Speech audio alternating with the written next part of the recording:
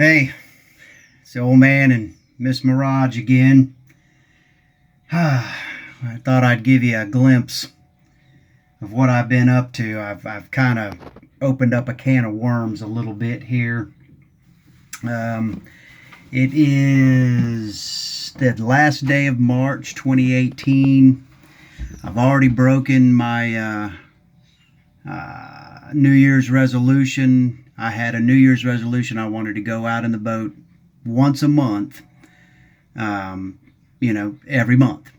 And I didn't make it this month. I tore into a project. A couple of them really is what the problem was. I should have just stuck with the first project, which was, here, let me see if I can flip us around here. Now, why does that go away? Let me see here. Can't do it. That's interesting. Oh, there we go. Is this what I want? Nope. I can't flip the camera around. I don't know why. While it's filming, you cannot change lenses here. That's a shame. So anyways, we'll back up here. Beep, beep, beep, beep, beep, beep, beep.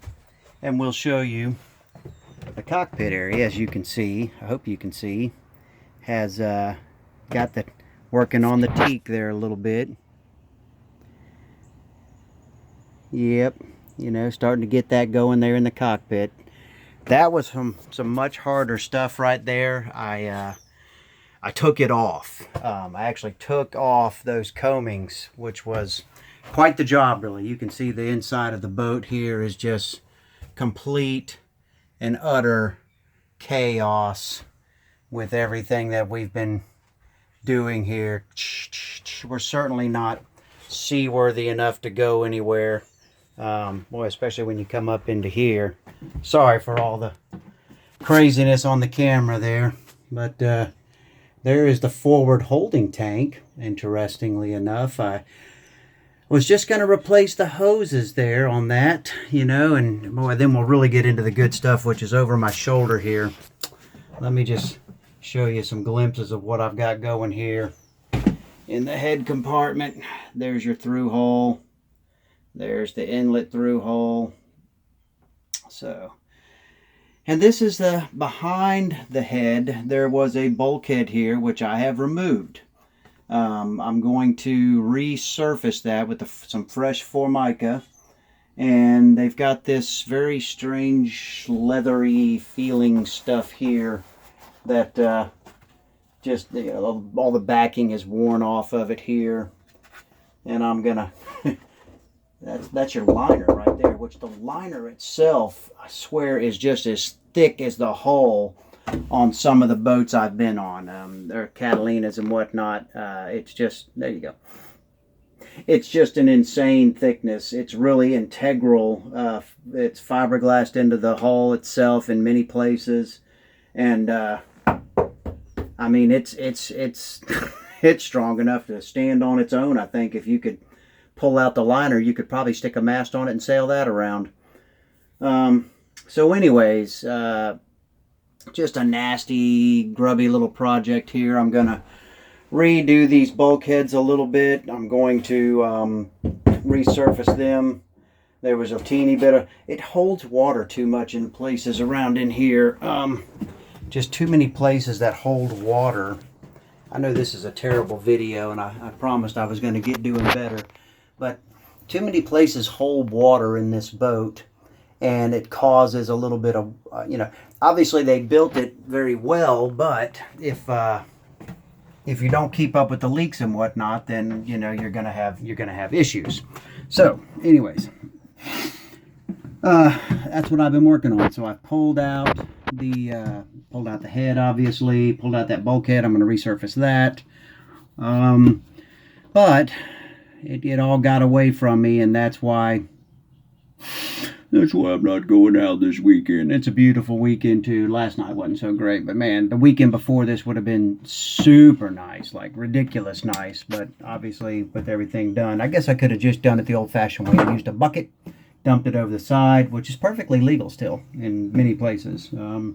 But in any case, I know a lot of people have a big, they like to pick on boaters. Oh, you're polluting the river, and they just had a expo on one of the local news channels of the top 10 offenders, polluters, of the dumpers. And Oh, they're all corporations, of course, big mills and whatnot, and they ran into the millions of gallons, 8 million gallons for one of them. And I'm thinking, yeah, and you're worried about a couple of boaters pooping in the river? You know, I mean, come on. Fish do it all the time. So, anyways, that's neither here nor there. Discussion for another day and another forum. So, no going out on the boat. I also took out these the berths here, the plywood, the berthing panels there. I'm gonna cover those in Formica too, because I don't really plan on putting cushions back over any of this. I'm not gonna sleep up here. Don't plan on it anyhow. Really don't think I am. These bunks back here are much roomier.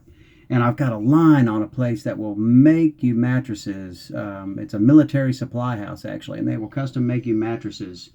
Any thickness, width, length, even odd shapes.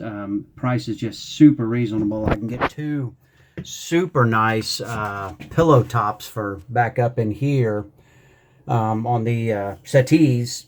2 super nice with a very cushy top to them.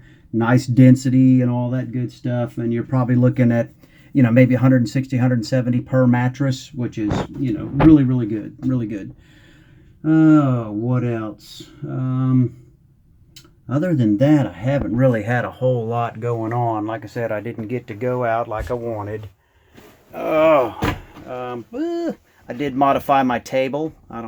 Can't really show you that too well, but I took it down and put it in half. I've only got half a table here now, so I don't have the drop leaf anymore. And I need to adjust. This leg is a little too long, but eventually what I really want to do is mount a cabinet up on here. I'm going to hopefully get my friend Bruce to custom make a navigation center right up here. Get rid of this table, have a navigation center there with a drop leaf table or a drop cover kind of deal that will, I can mount some navigation instruments and keep all my stuff up there, and then a matching cabinet of some sort over here with another drop down table. I think would be pretty cool, and get this out of the way so you're not constantly dealing with that, because it's kind of in the way to me. I'm not a big fan of it. I also figured out, this is genius. Yes, I do say so myself. This is genius. My galley area. I've talked about the galley area here. My stove's going to be over here, of course. And I have figured out that, see if we can get this decent video here. There we go. I figured out I've got enough room for an Origo 3000 mounted on a gimbals. Mounted on gimbals. I can sink it down in here. And since I'm getting really good at this Formica, I've been practicing at home. I didn't realize how easy Formica was to work with. I'm going to resurface all of this stuff in here, including making a new piece for this of much thicker, heavier duty plywood. I'm going to redo my steps and everything here too, to just a better configuration, and I won't have to change my, let me swing around over here, big thumb away. I won't have to change my icebox. I can leave this right here, because what I'm going to do is I'm going to cross mount, if I can get this in here, well, I'm going to cross mount a sink across here, right up toward the front here, and instead of having the galley spout right here in the very back where it's very unusable, I'm going to mount it over here. And I may even mount one on each side and have 2 foot pumps. I have one now, but I'll have 2 foot pumps that will give me redundancy for one thing, because redundancy is always good. See if I can get a little view of the cabin there for you. So redundancy is always good, of course. And I've got 2 water tanks, so I could have a foot pump on either water tank. And I don't know if I'll do that, but it would allow me to use it very easily on either tack. Ooh, boy, man, just wow, that just came to me there too. So on either tack, you would have a faucet on the high side, which would allow you to rinse out your pots and pans and dishes and cutlery very easily. Man, that makes a lot of sense right there. But I can redo all the Formica. I'm, slowly but surely, pulling things apart that I've never pulled apart in a boat before. But no, it's not super difficult. It's just a matter of like let me just break this out of, you know, and you're like, oh my gosh, you know, but you can get it done. I wasn't super happy with my combings out there, to be honest. I didn't get them back on better than they were. I wanted to do it better than it was, and it was not better. I need to redo these little things. You can see this one actually even cracked right here.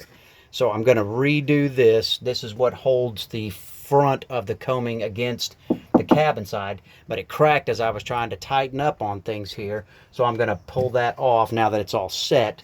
And it's already siliconed well on the outside, so there won't be any leaks. But I'll pull this off and remake this, and probably not try to countersink them the way this is. I'll probably just have it surface mounted with some nice finishing washers, and it'll look good. It'll look good. It'll be stronger. It'll be better. What else? What else? What else? So galley, all that good stuff, man. Just a huge mess in here. But yeah. Anyways, that's what I'm doing. That's what I'm up to, and I guess I'm going to get back to work now. I got to get Miss Mirage put back together. I did get a new pump for the head. It's just an old Jabsco. And you can buy a whole pump assembly almost as cheap as you can buy the parts themselves. So I just went ahead and got the whole thing in case there was anything worn on the interior. And I'll go ahead and get a rebuild kit next chance I get, so I have some spares there just in case. But just trying to clean this up and get, I've got the bulkhead, like I said, back at the house where I'm doing the Formica.